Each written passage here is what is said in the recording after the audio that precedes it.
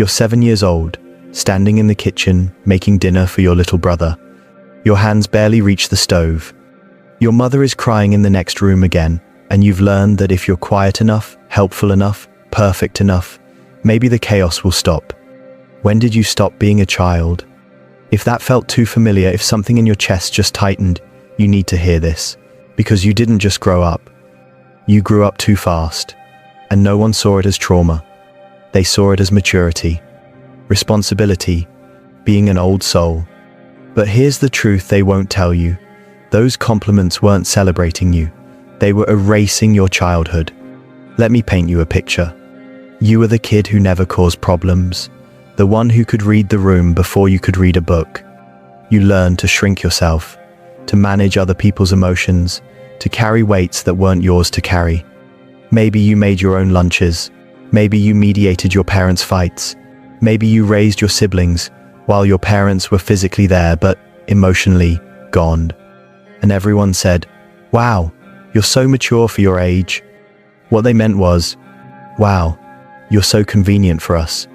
This is called parentification. In 1989, researcher Diana Baumrind gave it a name when a child is forced to take on adult responsibilities, emotional or practical, that they're developmentally unprepared for. It's not just about chores. It's about becoming the emotional caretaker, the problem solver, the one who holds everything together while you're still learning to tie your shoes. And here's what they don't tell you about growing up too fast. The damage doesn't show up in your childhood. It shows up in your adulthood. Let me show you what I mean. You can't relax without guilt. Even on vacation, your brain is scanning for problems to solve. You apologize for things that aren't your fault. Sorry for bothering you. Sorry for existing. Sorry for needing anything. Other people's emotions feel like your emergency. Someone's upset? You're already fixing it, even if it has nothing to do with you. You're terrified of being too much or a burden.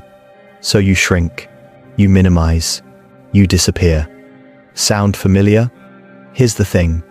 You weren't born this way. You were trained this way. You're 12, sitting between your parents during another fight, trying to translate their rage into something they can hear. You're 15, managing the household bills because no one else will. You're 20, and you still can't ask for help without feeling like you're weak, broken, too much. But the exhaustion? That's just the surface. The real damage goes deeper. Because here's the part that haunts you. You feel everything and nothing at the same time. You can walk into a room and instantly sense the tension, the unspoken words, the hidden pain. You're fluent in other people's emotions. But when someone asks, "How are you feeling?" you freeze. Not because you don't want to answer, but because you genuinely don't know.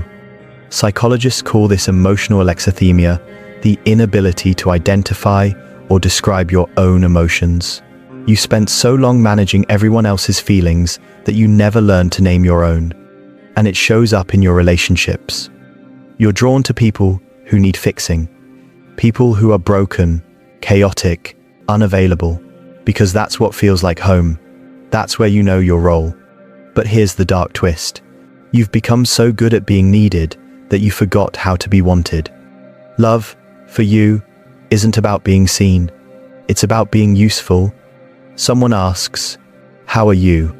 and your throat closes. Your chest tightens.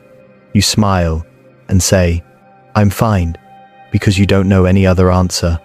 Because your feelings were never the priority. Your job was to make everything okay for everyone else. And then, there's the part no one warns you about.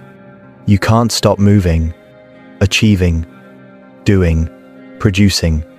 Rest feels like failure, like laziness, like you're wasting your potential. Your worth is measured in productivity, in how much you accomplish, in how little you need. You collapse into bed at night, and instead of relief, there's just emptiness. Like you're only real when you're useful. Like if you stop moving, you'll disappear. Dr. Gabor Mate calls this the realm of the hungry ghost, endlessly achieving but never feeling full, because you're not chasing success. You're chasing the approval you never got as a child. Your ambition? It's not a drive. It's survival mode you never turn off. You learn that love is conditional, that safety is earned, that rest is a privilege reserved for people who've done enough. But you're never enough, are you? The bar keeps moving. But here's where it gets really dark. You've lost access to joy, spontaneity, playfulness, lightness. You watch other people laugh easily, dance without self-consciousness, take risks without calculating every possible outcome, and you wonder, what's broken in me? Nothing's broken in you. You just never got to be a child. And now, as an adult, you push people away the moment they get close. Not because you don't want love, but because you don't believe you're allowed to receive it. Because you learn that love is something you earn, not something you are. Your chest tightens, your throat closes. And somewhere, deep inside, there's a child, still waiting for permission to rest, to be held, to stop performing.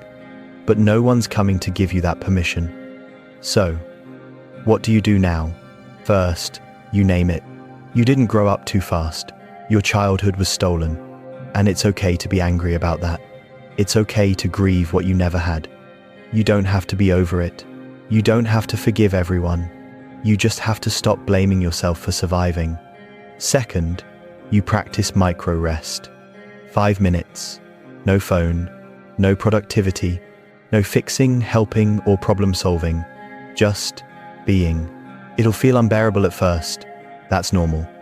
Your nervous system is recalibrating. Third, you set boundaries around responsibility.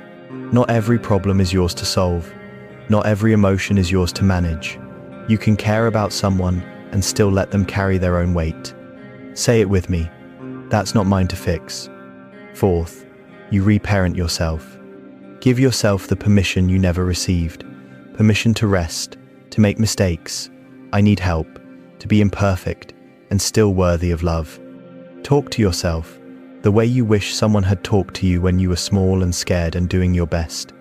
And here's the hope. Neuroplasticity research shows the brain can rewire at any age. You're not broken. You're not damaged beyond repair. You're adapting to what you survived. And now, you get to choose a different path. Healing won't make you soft. It'll make you whole. That 7-year-old in the kitchen, the one making dinner with shaking hands, they're still inside you. And they're exhausted. They've been waiting for someone to say, you can stop now. You did enough. You are enough. So, I'm saying it. You can stop now. You don't have to earn your rest. You don't have to prove your worth. You were always enough, not because of what you did, but because of who you are. The hardest part of growing up too fast isn't what you lost. It's learning to forgive yourself for surviving the only way you knew how. So tell me, what's one thing you had to do as a child that no child should ever have to do?